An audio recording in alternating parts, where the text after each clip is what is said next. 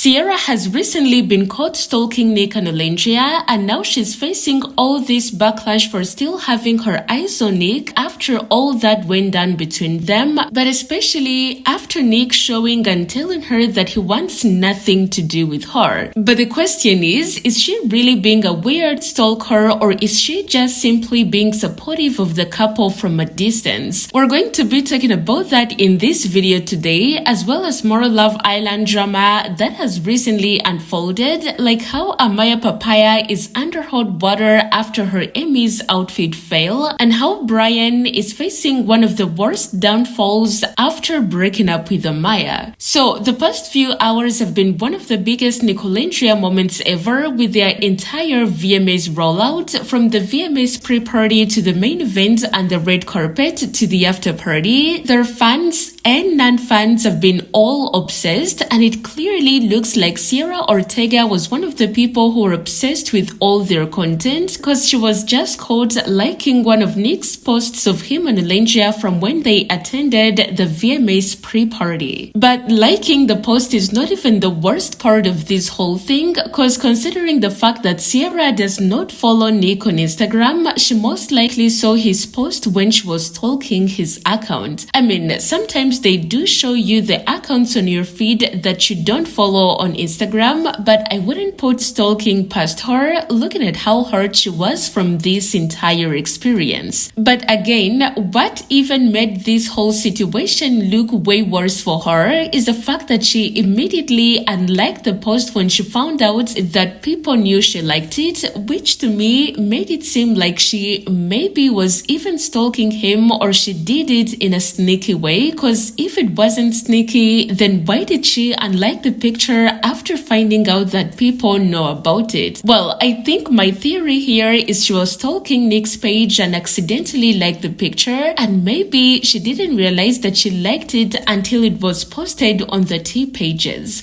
I mean, it is a universal experience at this point to accidentally like the posts of the person you're stalking, and honestly, I don't even blame her for stalking Nick, because first of all, who hasn't stalked someone before? And second, Nick and Olandria have recently been getting a lot of buzz, so maybe she couldn't get over the urge to go check herself. But I blame her for, however, is not using a burner account when stalking him, because I'm sure she knew that accidentally liking that post was a possibility, and she knew that if people got to know about it, it would be a big deal. But at the same time, some people are saying that maybe she wanted to be supportive of Nick and Olandria, which I don't necessarily agree with, because if she genuinely wanted to be supportive, then she wouldn't have unliked the post. Plus, it is hard for me to believe that she finally healed and got over Nick enough to now openly support them in public, especially when she's seeing Olandria live the life that she really wants, because as a person heavy on being an influencer, being at the VMAs would be a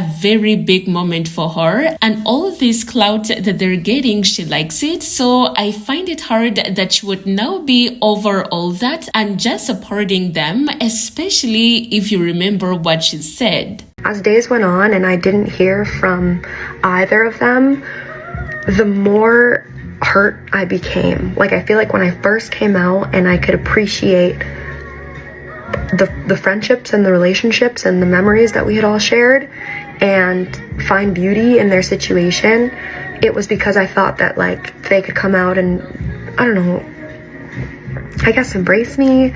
But as the days went on and it just kind of felt like I never existed, and like the friendship Olandria and I shared had never existed, and the relationship that Nick and I shared had never existed, like, that shit hurts.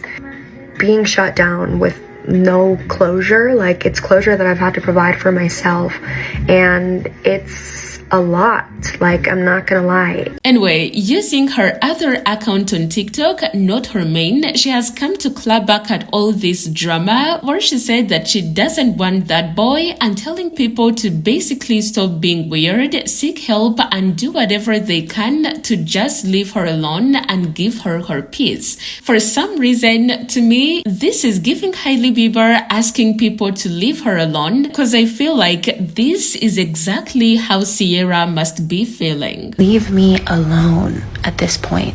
I'm minding my business. I don't do anything. I don't say anything. Leave me alone, please. Enough time has gone by where it's valid to leave me alone. I beg of you, truly. That's my only request. Leave me alone.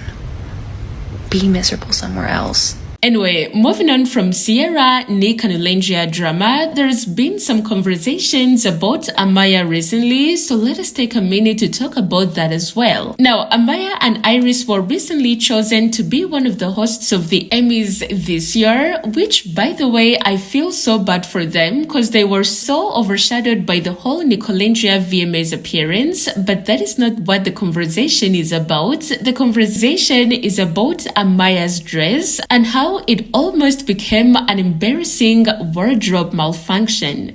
She posted this cute little video of herself in the dress, and literally the top comment is telling her to please look for a new stylist, which has been a recurring comment on most of her looks ever since she left the villa, because some people feel like her stylist is not doing a good job, and I didn't agree until I saw another angle and saw that her stylist almost embarrassed her in public, because from this angle you can see that her area is not looking good at all. Plus, Amaya is also getting crucified for how her stomach is looking. Someone even made a comment asking if she's pregnant, which I think is not so nice, because is she not allowed to be bloated? But otherwise, I do think that her dress looks beautiful. Well, apart from that mistake, because I do love the color and the design and the details, and I think it was definitely good for an award show. You let me know what you think. Well, Brian is facing one of the worst flops in the recent Love Island history after Kenny, because people are noticing that his social media numbers are going down like nothing, because when you look from the posts he had before breaking up with Amaya and the posts he posted after, there is a big difference, and I think it is well deserved after breaking Amaya's heart.